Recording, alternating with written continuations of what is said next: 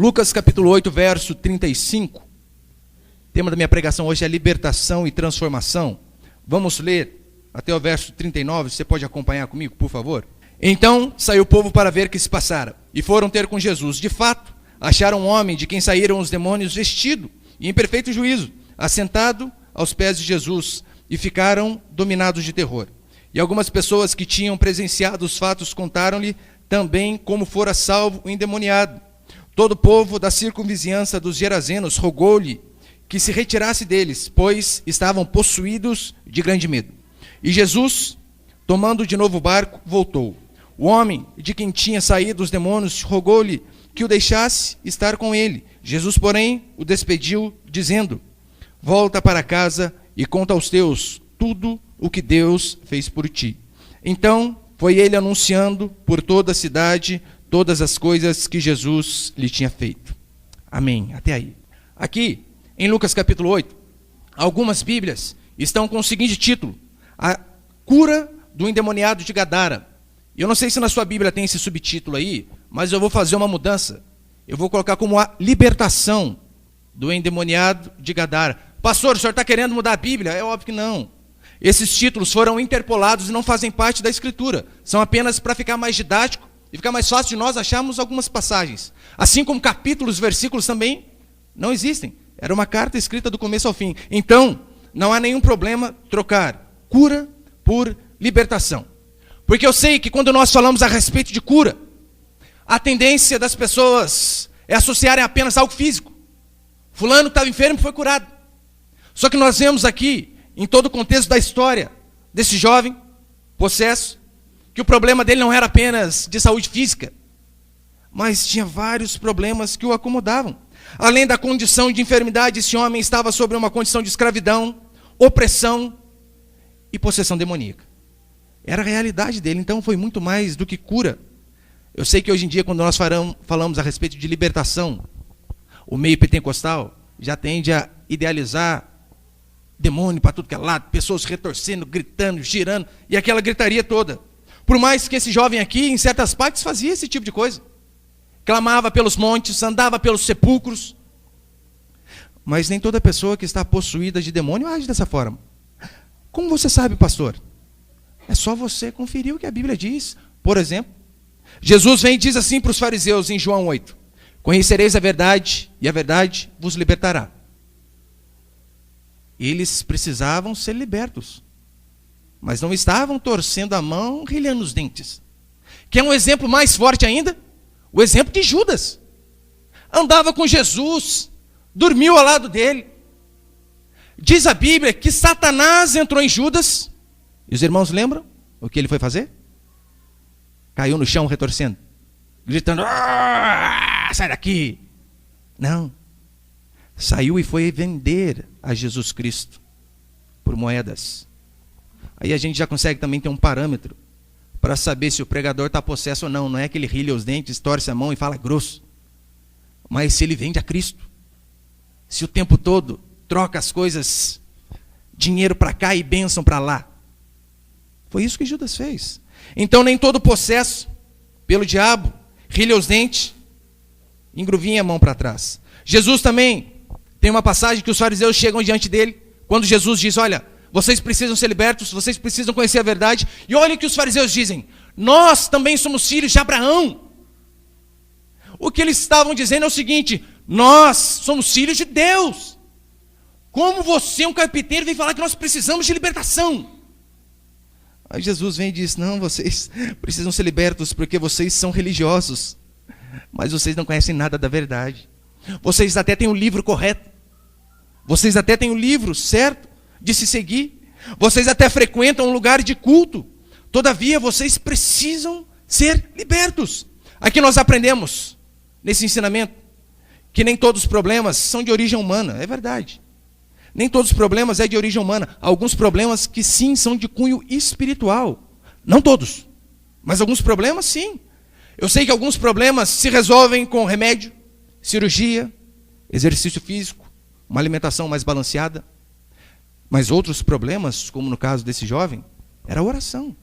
Ele precisava ser liberto. Ele estava possesso. Nós não podemos ser extremistas.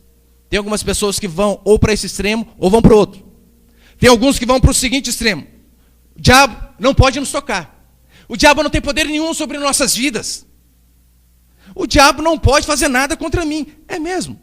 Paulo diz o seguinte aos Tessalonicenses: eu quis ir até vós, mas o diabo me barrou a porta. Se o diabo conseguiu barrar a porta de um apóstolo, o que ele não pode fazer comigo e com você? Atrapalhar a nossa vida, nosso casamento, nossos filhos? É claro que pode. Mas também não podemos ir para o outro extremo. Aquelas pessoas que acham que tudo que acontece é culpa do diabo. Fica o menininho resfriado, é o capeta. Espirra, escorrega numa casca de banana, é o chifrudo. Esse ano que às vezes não foi desleixo. Os irmãos conhecem, né, a história do diabo no psicólogo? Vou contar de novo para quem conhece. Está o diabo lá no psicólogo chorando as pitangas lá. E o psicólogo vem falar para ele: mas Satanás, o que aconteceu? Por que você está triste? E o diabo olha para ele: são os crentes. O que eles fizeram? Mas tudo sou eu. Tudo é culpa minha. É a mãe que não cuida do filho e eu tenho culpa. Nós não podemos ir para um extremo nem para o outro. Achar que nada é o diabo e também nem achar que tudo é o diabo. A Bíblia diz que uma vez chegou um paralítico diante de Jesus em Marcos 2. E Jesus disse assim: perdoados estão os seus pecados. Aquele homem então levantou e andou. Aquele problema era algo espiritual. Algumas enfermidades são dessa forma. Mas não, tem algumas enfermidades também são físicas. Que é um exemplo bíblico. Paulo diz o seguinte para Timóteo, seu filho na fé: Timóteo, toma também um pouquinho de vinho por conta das suas frequentes enfermidades.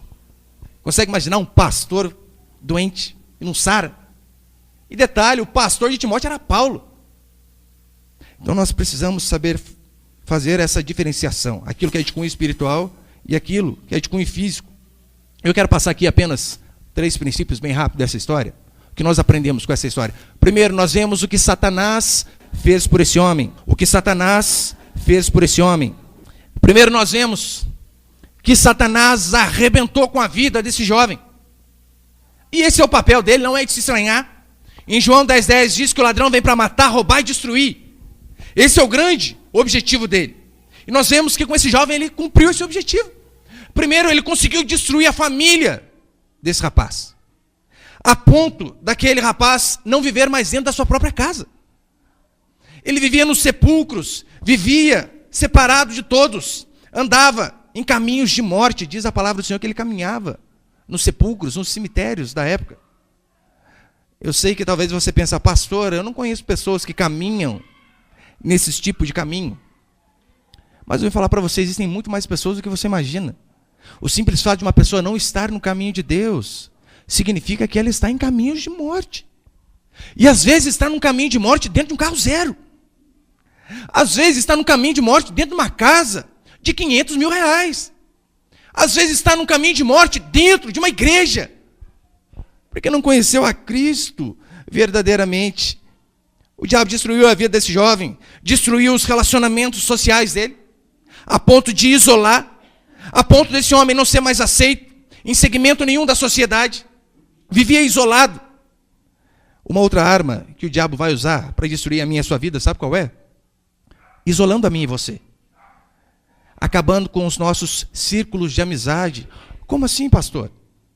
É, exatamente. É aquela velha historinha: uma brasa longe da fogueira se apaga. Daí o diabo vem falar na sua cabeça: olha, tá certo você seguir a Deus, é correto, mas precisa ir à igreja? Não precisa. Sirva a Deus em casa. Talvez você já ouviu esse argumento e pensou assim. E você se esquece do princípio de Gênesis, que não é bom que o homem esteja só.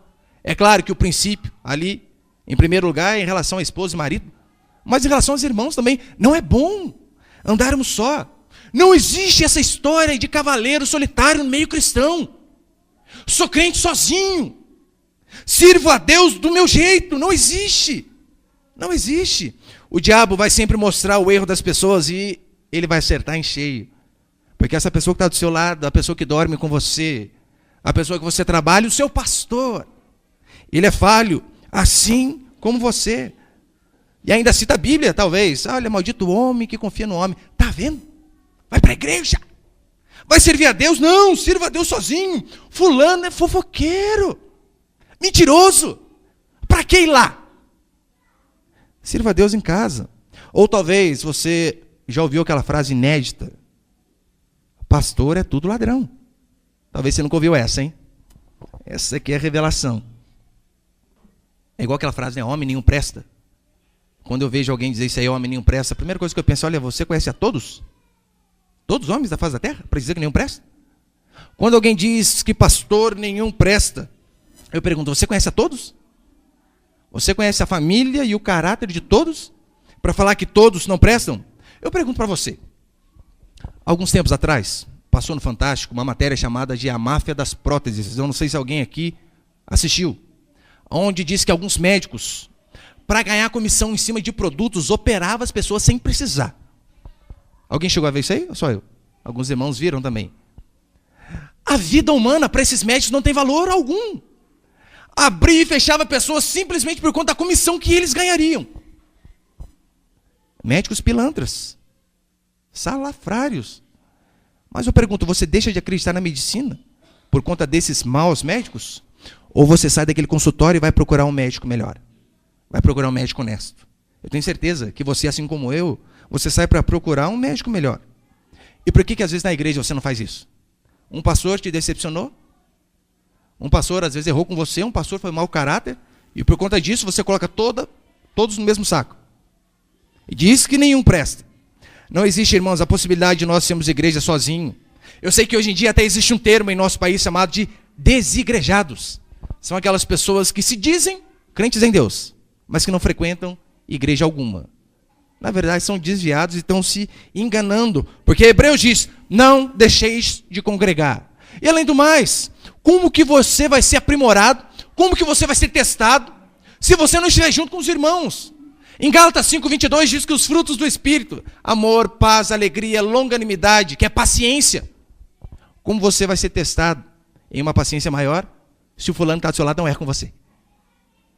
Se o pastor às vezes não fala mal do Palmeiras, de vez em quando.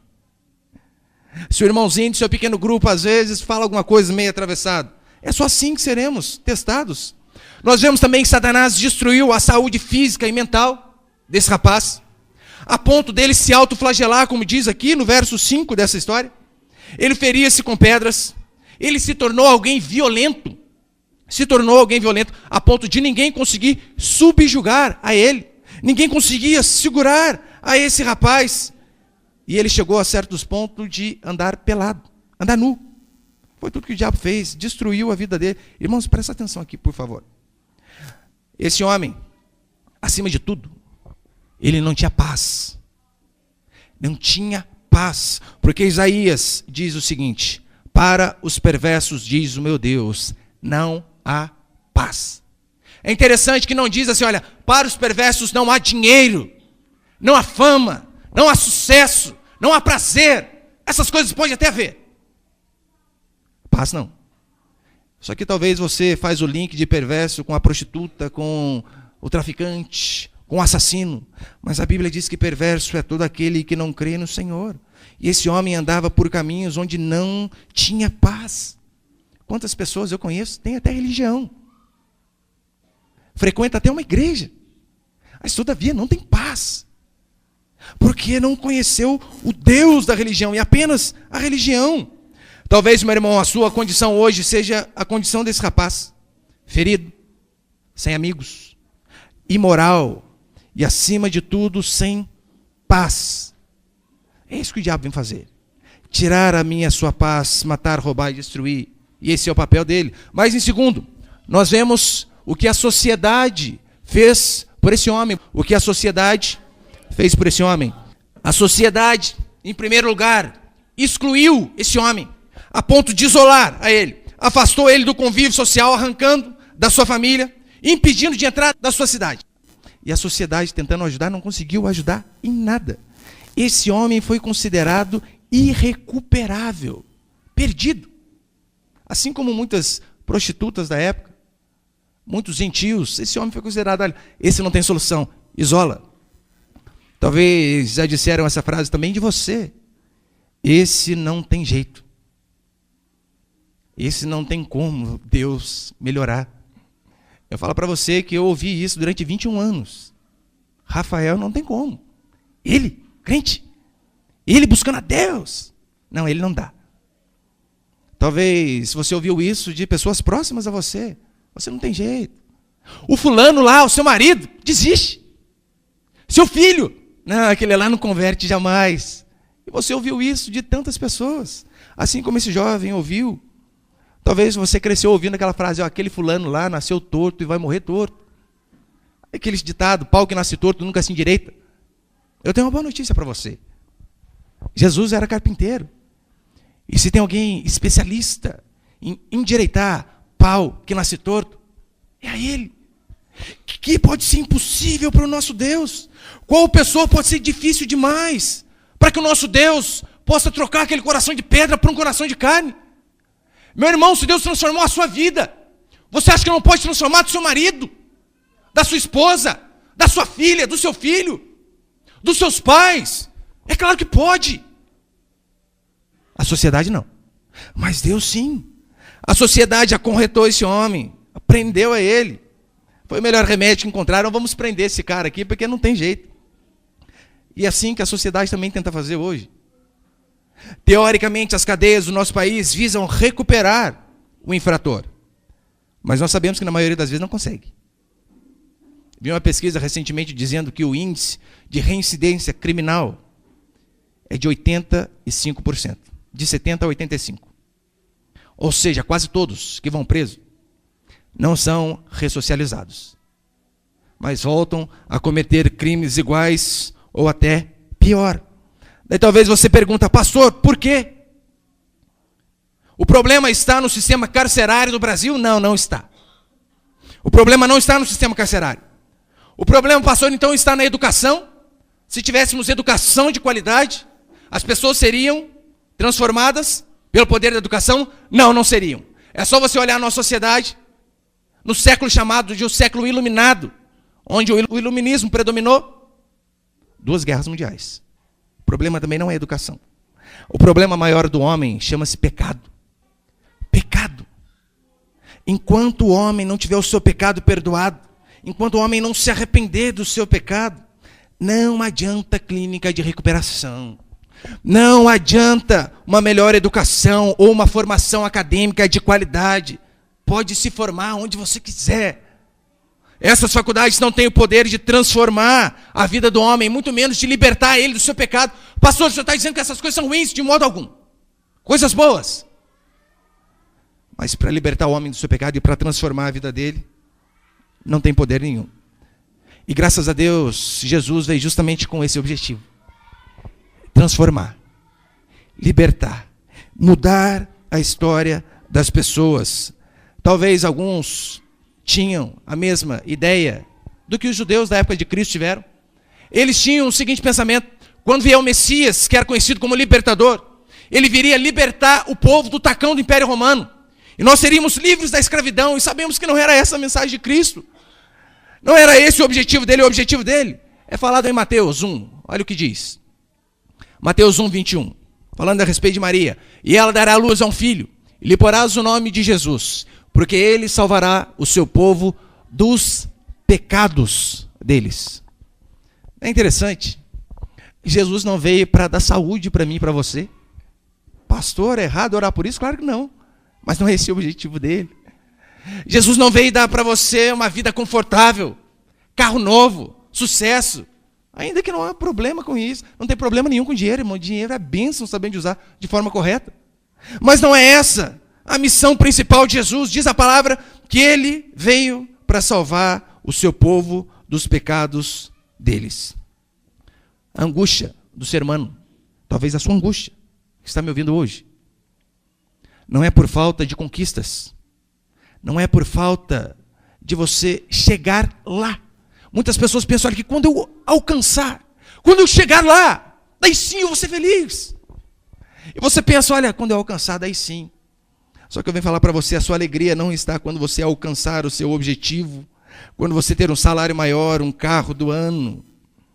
Se você não tem um encontro com Cristo, meu irmão, o vazio vai continuar no seu coração. Você sempre vai permanecer angustiado. O vazio no coração não é por falta de companhia, de homem, de mulher ou de prazer, Mas o vazio que nós temos no coração é por conta do meu e do seu pecado.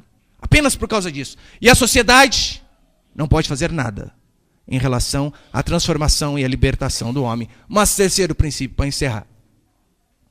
Nós vemos o que Jesus fez por esse homem. Você pode repetir comigo? O que Jesus fez por esse homem. O diabo veio destruir. Arrebentou. Esse é o objetivo dele também com a minha e com a sua vida. A sociedade tentou ajudar. Não conseguiu. Tentou dar um jeitinho, mas não deu.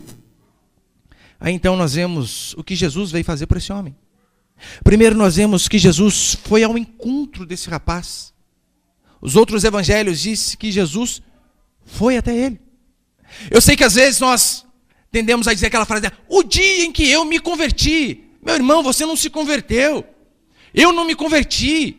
Se não fosse Deus nos converter, nós não fomos até ele. Diz a palavra do Senhor, ele precisou vir até nós. Do contrário, nenhum ser humano buscaria ele. Romanos 3, Paulo é bem claro. Todos se extraviaram e a uma se fizeram inúteis. Não há um bom, não há nenhum sequer. Todos pecaram. E é interessante que a palavra também diz, né? Não fostes vós que me escolhestes a mim.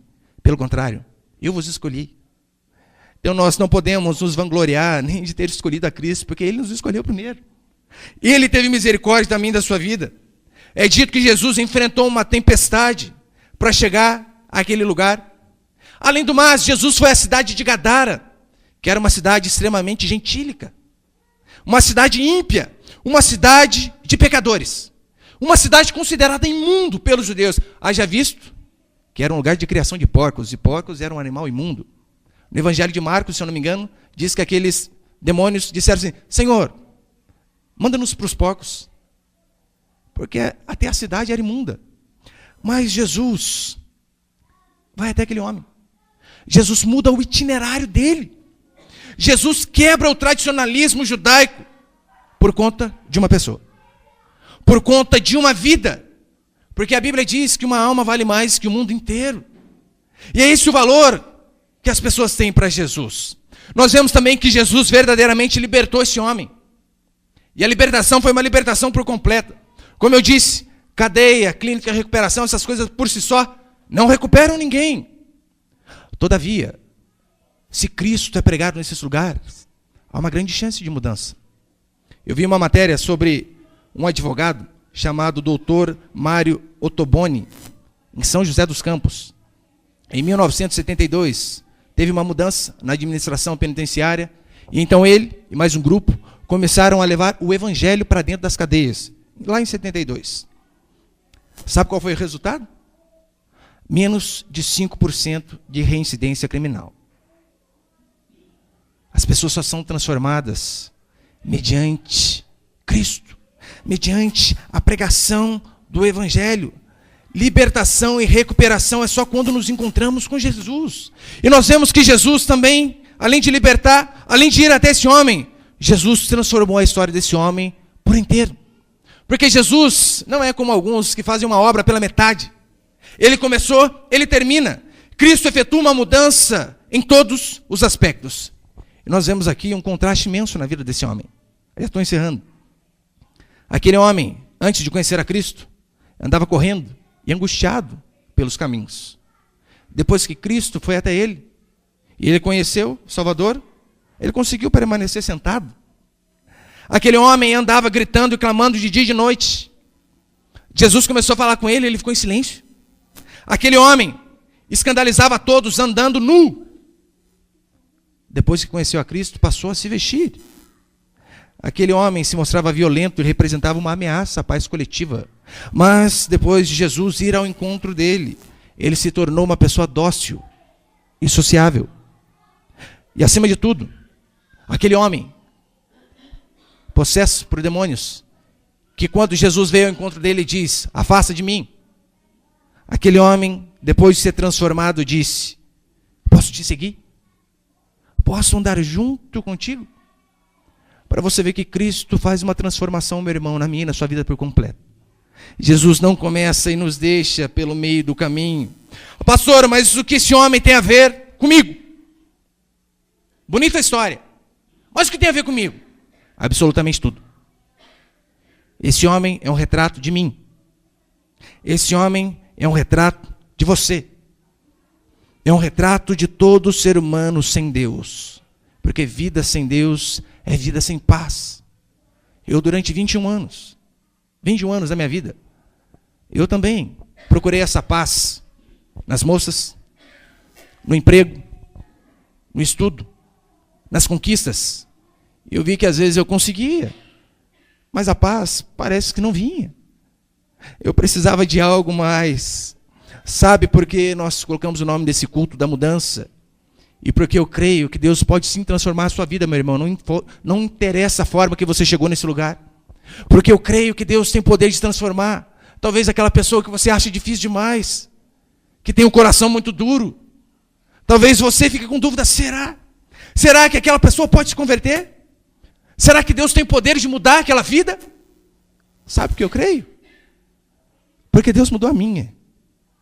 Porque um dia eu era um devasso, um perdido. Odiava Deus. E Deus transformou a minha história. 21 anos buscando alegria em coisas. Mas aí um dia, esse Deus que eu não buscava, foi atrás de mim. Lá no meio da idolatria onde eu vivia. Uma família extremamente idólatra, sem nenhum evangélico. E esse Deus foi lá, me buscou, me resgatou da lama do pecado. E eu vejo a mudança que Ele tem feito na minha vida dia a dia, o quanto que Ele tem me transformado. Nesses quase 10 anos de convertido. E eu vejo a vida dos irmãos sendo transformada. 10 anos, o tanto de gente que eu vejo, que aparentemente era irrecuperável, assim como esse homem. E Deus mudando. Deus transformando. Traficantes, hoje em dia, líderes de pequeno grupo, em uma de nossas igrejas. Pedófilos hoje, servindo a Deus.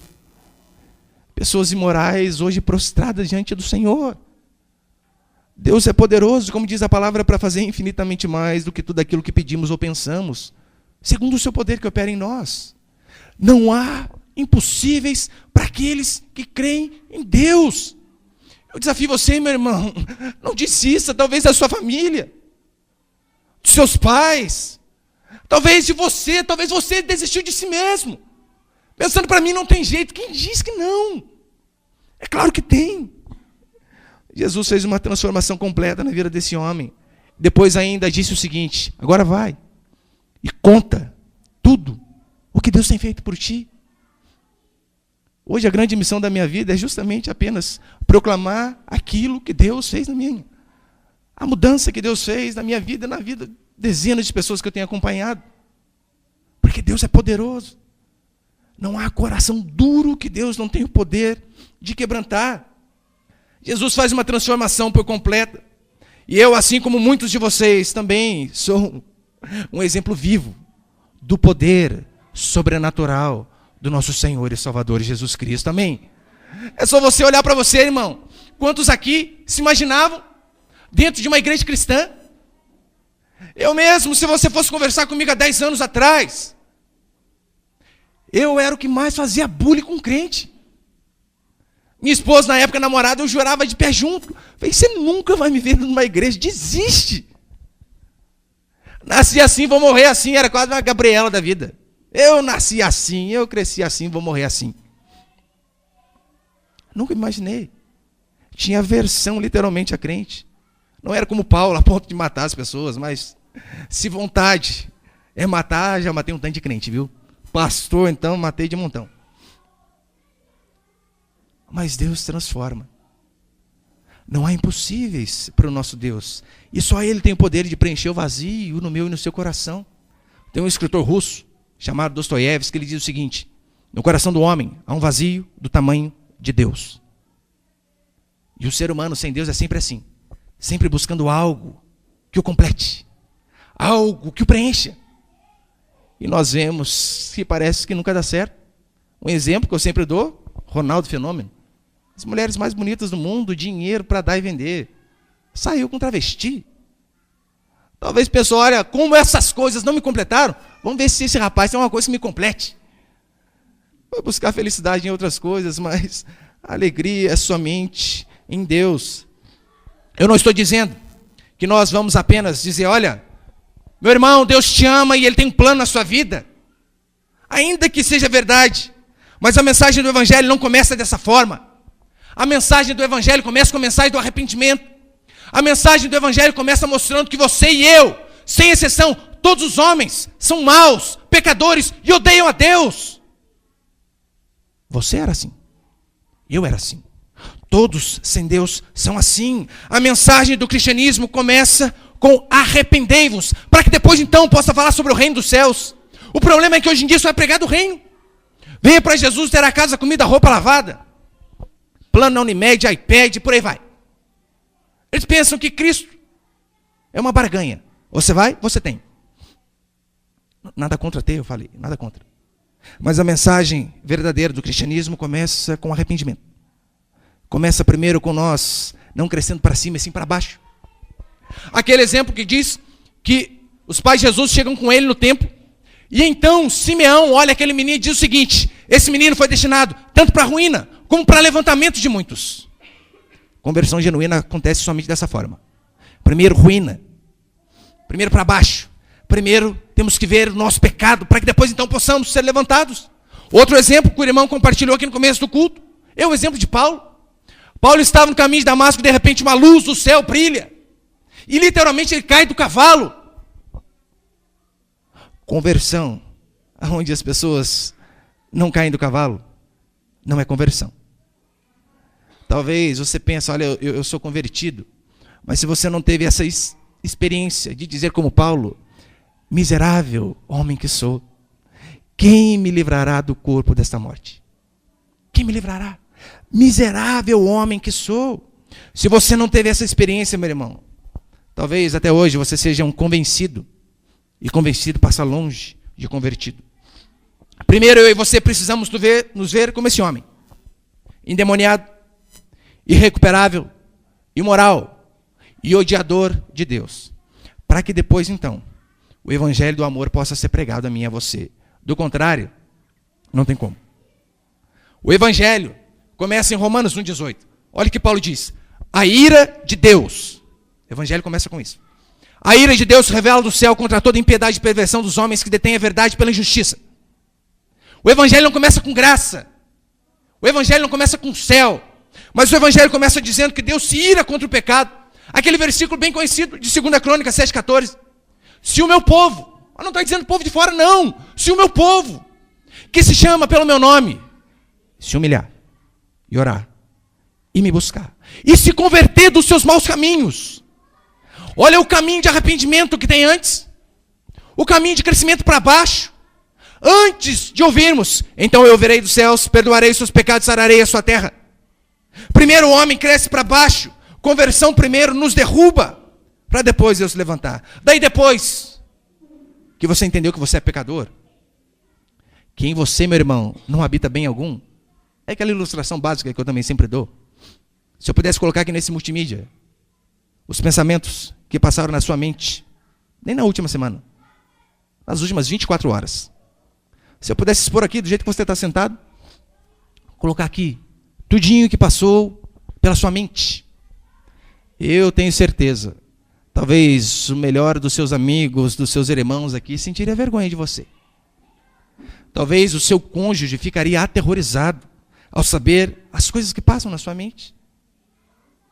Talvez você mesmo sentiria vergonha de si. Seus pais olhariam para os seus pensamentos e diriam: que filho que eu criei! Meu Deus! Para você entender que não há um bom. Nenhum sequer. Daí depois que nós falamos do pecado, que mostramos que o homem é mau, daí sim, podemos pregar sobre a graça. Sobre o amor de Deus sobre mim e a sua vida.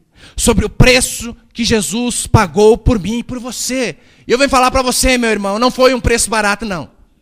Jesus foi vendido por 30 moedas, mas na hora de recuperar a mim e a você, pagou um preço bem mais alto. Não havia dinheiro no mundo capaz de pagar essa conta, a ponto dele se entregar por amor a mim e a você. Agostinho, a respeito do amor de Deus, diz o seguinte: Deus não tinha mais nada de valioso para dar ao homem, exceto o melhor que ele tinha. Ele deu a si mesmo. Ele deu seu filho. Foi exatamente isso que Jesus fez. Que Deus fez por amor a mim e a você.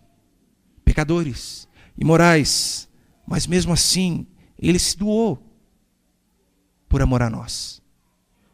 Aquele versículo, talvez o mais conhecido de toda a Bíblia, João 3,16. E Deus amou o mundo de tal maneira que deu seu Filho. Deus nos amou não fazendo barganha. Não. Por isso, eu acho ridículo e pífio essas pessoas que oferecem coisas para você servir a Deus. Sirva a Deus que você vai ter. Mas, meu Deus, vai ter o quê? Ele deu o que Ele tinha de mais precioso. Você ainda precisa que Ele dê alguma coisa para você servir a Ele? Ele deu o seu próprio Filho. E para encerrar, talvez um dos capítulos que eu sou mais apaixonado na Escritura, Isaías 53, que fala a respeito do nosso Salvador, do preço que Ele pagou para que eu e você pudéssemos ser transformados, do preço que Ele pagou para que você cresce, que não há impossíveis para Ele, que aquela pessoa que talvez você também já pensou, será que é possível a mudança na vida dele? Diz assim Isaías 53, 4. Certamente Ele tomou sobre si as nossas enfermidades, e as nossas dores levou sobre si. E nós o reputávamos por aflito e ferido de Deus, e oprimido. Mas Ele foi traspassado pelas nossas transgressões, e moído pelas nossas iniquidades. O castigo que nos traz a paz estava sobre Ele, e pelas suas pisaduras fomos sarados. Todos nós andávamos desgarrados como ovelhas, cada um se desviava pelo seu próprio caminho. Mas o Senhor fez cair sobre Ele a iniquidade de todos nós. Foi isso que Cristo passou, meu irmão. Por mim e por você. O único homem, mesmo sendo Deus, viveu como homem, que pisou aqui nesse planeta, que viveu sem pecado. Sofreu por conta da minha e da sua transgressão. Toda vez então que o pecado vier te tentar, e você ali pensar em ceder, lembra daquilo que Cristo passou. Lembra daquela cruz. Lembra daqueles açoites. Lembra daquela humilhação. Lembra daquele sangue vertido por conta do meu e do seu pecado. E então você saiba também o valor que você tem para Deus. Daí o dia que talvez alguém não lembrar do seu aniversário, não mandar uma mensagenzinha lá no seu Face, no seu Zap, você não vai ficar tão chateado. Você vai saber, ainda o fulano esqueceu, não tem problema. Deus não me esquece. Deus lembra de mim, Ele pagou um preço bem alto. Ele se doou, morreu no meu lugar para que eu pudesse ser transformado. Amém? Você pode ficar de pé por um instante, por favor?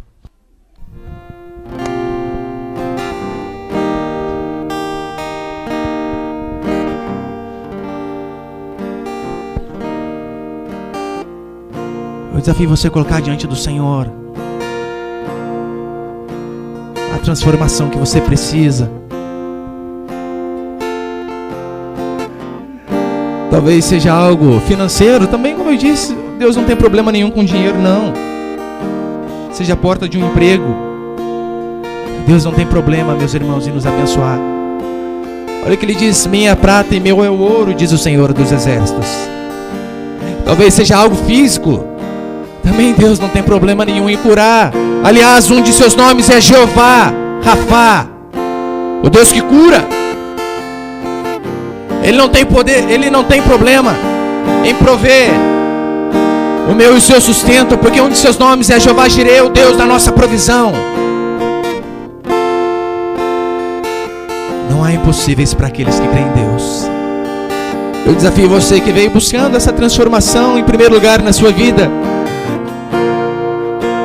a dar esse passo de fé e fazer esse compromisso, falar, Senhor, me toca e me transforma, para que eu jamais seja o mesmo, para que eu rompa de vez com o pecado e possa viver na obediência da Tua santa e poderosa palavra.